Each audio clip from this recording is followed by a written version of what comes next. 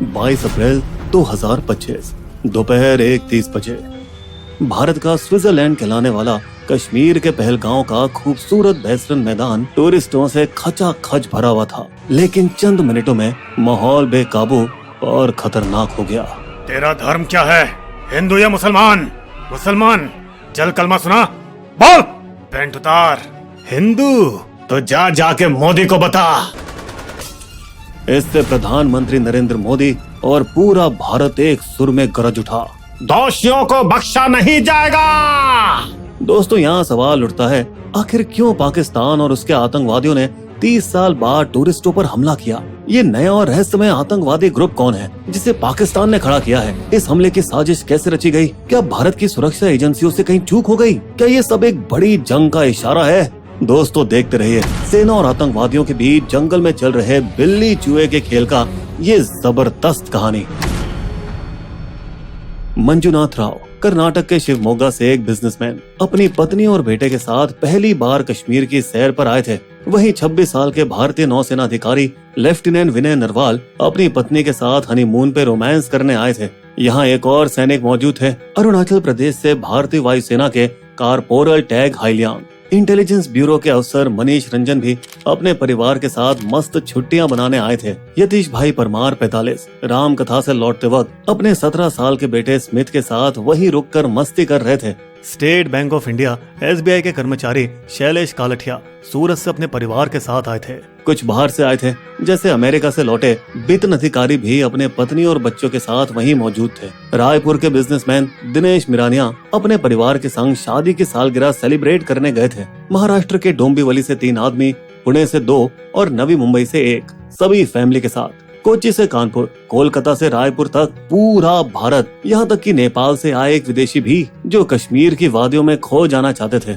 लेकिन उन बेचारों को क्या पता था कि घने देवदार जंगलों से सेना और खाकी कपड़ों के नकाब से ढके हुए 4 से 6 आतंकवादियों का एक ग्रुप जो AK-47 और अमेरिकन M4 कार्बाइन हथियारों से लैस थे, अचानक जंगल से आ धमके और शुरू कर देंगे दरिंदगी से भरा खेल। जब उन्होंने टूरिस्टों को धर्म के आधार पर अलग करके बेरहमी से पूछा, हिंदू या मुसलमान?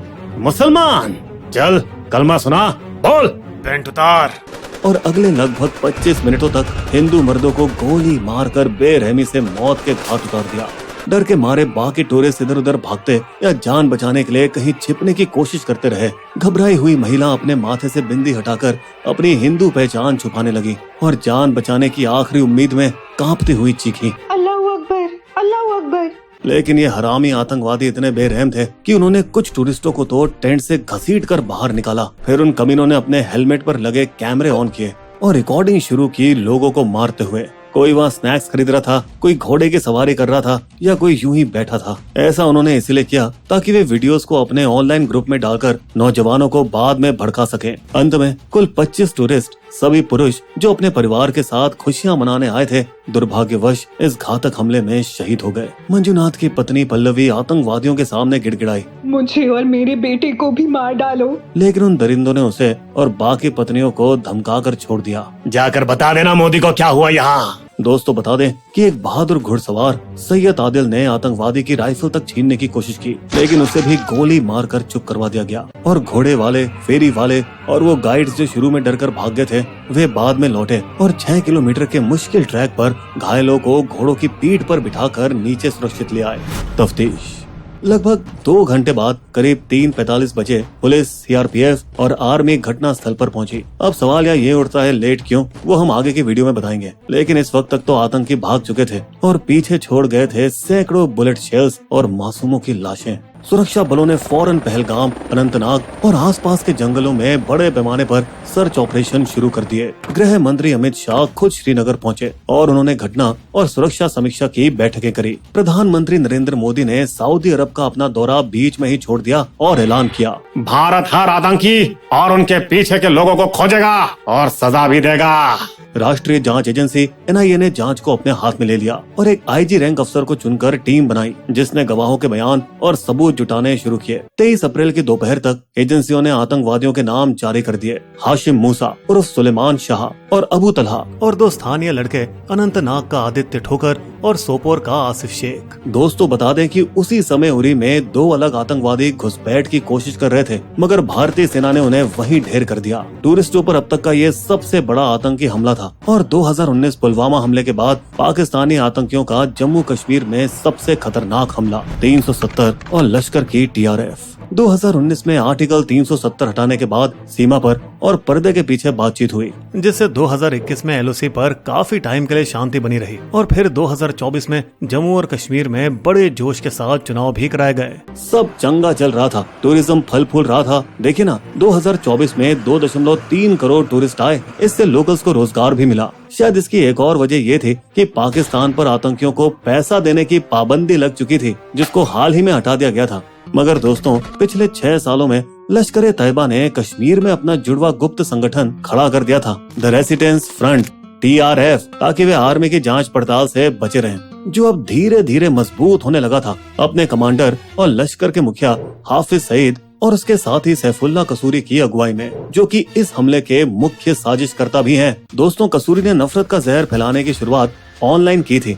उसने ऐसे कश्मीरी युवाओं को जोड़ा था जिनका आतंक का कोई रिकॉर्ड नहीं था, फिर उनको भड़काया, खास तौर पर कश्मीर में हिंदुओं को दिए जा रहे रहने के सर्टिफिकेट के खिलाफ। ये उन सभी नौजवान जिनमें खास जोश और जुनून दिखता, उन्हें उकसाते, पिस्तौल और ग्रेनेड देते ताकि वो हमला कर सकें, और फिर वे भीड़ में गायब हो जाते, जिससे जांच एजेंसियों को कोई सुराग नहीं मिलता। दोस्तों बता दें कि फिलहाल कश्मीर घाटी में करीब 60 सक्रिय आतंकियों में से 25 TRF से जुड़े हैं, जिस वजह से कुछ बड़ा होने के संकेत तो कुछ टाइम से थे ही, क्योंकि जम्मू क्षेत्र में एनकाउंटर बढ़ गए थे, जहां पिछले 2 सालों में 144 आतंकी मारे गए और 50 सैनिक शहीद हुए। दोस्तों, जून 2024 में जम्मू के रियासी जिले में इन आतंकियों ने वैष्णो देवी जा रही 50 यात्रियों से भरी बस पर घातक हमला किया, जिसमें 9 श्रद्धालुओं की मौत हो गई और बस गहरी खाई में गिर गई। वहीं अक्टूबर 2024 में गगनगीर की बन रही सुरंग, जो अब कश्मीर को पूरे साल भारत से जोड़ती है, वहां भी TRF आतंकियों ने 6 मजदूरों और एक डॉक्टर को बेरहमी से मार डाला।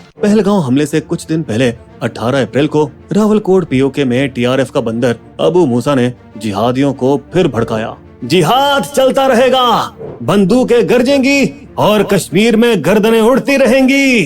लेकिन दोस्तों, यहाँ पते की बात यह है कि 2 दिन पहले 16 अप्रैल को खुद इस्लामी पाक आर्मी चीफ असीम मुनीर ने कुत्ते की तरह सीटी बजाई थी।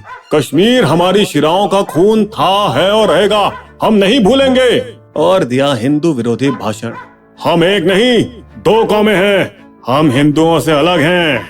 इससे ये तो साबित हो गया कि ये आर्मी और लश्कर की जोड़ी मुनीर और मूसा दोनों चोर मौसेरे भाई हैं। असल में पाकिस्तान आर्मी आजकल पाकिस्तान की जनता के बीच बदनाम चल रही है। जब से पॉपुलर इमरान खान को सत्ता से धक्के मार के शरीफों की कठपुतली सरकार को बैठाया गया है, तब से पाकिस्तान की अर्थव्यवस्था चाय की दुकान से भी नीचे गिर गई है। और उसके ऊपर खुद पाक आर्मी पर बम गिरा दिया बलोच आतंकियों ने ट्रेन अटैक के जरिए, जिस पर हम जल्दी एक वीडियो लाने वाले हैं। और दोस्तों, इस बलोच हमले का इल्जाम पाकिस्तान इंडिया पे डाल रहा है, वो भी बिना सबूत के। दोस्तों, इसी वजह से यहाँ ये सवाल उठता है कि क्या पहलगांव हमला पाकिस्तान की तरफ से बदला था, क्योंकि इस ट्रेन के हमले ने बलूचिस्तान में चीन के BRI प्रोजेक्ट्स पे भी खतरा डाल दिया है। दोस्तों, अब इससे बलूचिस्तान में $8 ट्रिलियन के मिनरल खजाने के लिए अमेरिकन इन्वेस्टमेंट की पाकिस्तानी मंशा पर भी पानी डाल दिया गया है। और गल्फ के मुस्लिम देश भाई वो तो पहले ही बोल चुके हैं, पाकिस्तान सॉरी भाई, अपना पर्स बंद है। और ये खेल तो भारत कब से खेलता हुआ आ रहा है। वे पाकिस्तान की कश्मीर पर हर गुहार पे उंगली दिखा रहा है उसको। इससे बेचारा पाकिस्तान पूरी तरह से अकेला पड़ चुका है और ग्लोबल अटेंशन पाने के लिए वो फिर से कश्मीर का कार्ड खेल रहा है। और उसने इस मौके का फायदा उठाया जब अमेरिकी उपराष्ट्रपति JD वेंस इंडिया की सैर पर थे और साथ ही PM मोदी सऊदी टूर पर थे। ये कुछ वैसा ही था जैसे 25 साल पहले हुआ था। मार्च 2000 जब आतंकियों ने अनंतनाग के छत्तीस सिंहपुरा गांव में 34 सिखों की बेरहमी से हत्या कर दी थी। उस समय US president bill Clinton India में थे। दोस्तों, बता दें, मुनीर और उसके पाकिस्तान को हाल ही में एक और झटका लगा जब अमेरिका ने इंडिया को उनका बड़ा आतंकी तहव्वुर राणा सौंप दिया, जिसकी कहानी हमने पिछले वीडियो में सुनाई है। दोस्तों, ये भाग 1 था। दोस्तों, हम आपको पर्दे के पीछे की सबसे अच्छी रिसर्च और एनिमेशन दिखाना चाहते हैं, इसलिए हम अगले हफ्ते भाग 2 लेकर आएंगे, जिसमें हम बताएंगे कि कि हमले की योजना कैसे बनाई गई, भारत की सुरक्षा में चूक और सुधार, मोदी सरकार के पाकिस्तान के खिलाफ कदम और हमारी सेना इन आतंकवादियों के कैसे पीछे पड़ी है। देखते रहिएगा। बिस्बो की शायरी। पल भर में ही हो गया दुखमय सब माहौल, हंसी खुशी में जहरिए कौन गया था घोल। वार निहत्तों पर किया कितने थे नापाक, अब तो कड़ा सबक ही झेलेगा ये पाक। हमारे वीडियो कंटेंट के सोर्सेस आपको डिस्क्रिप्शन में मिल जाएंगे।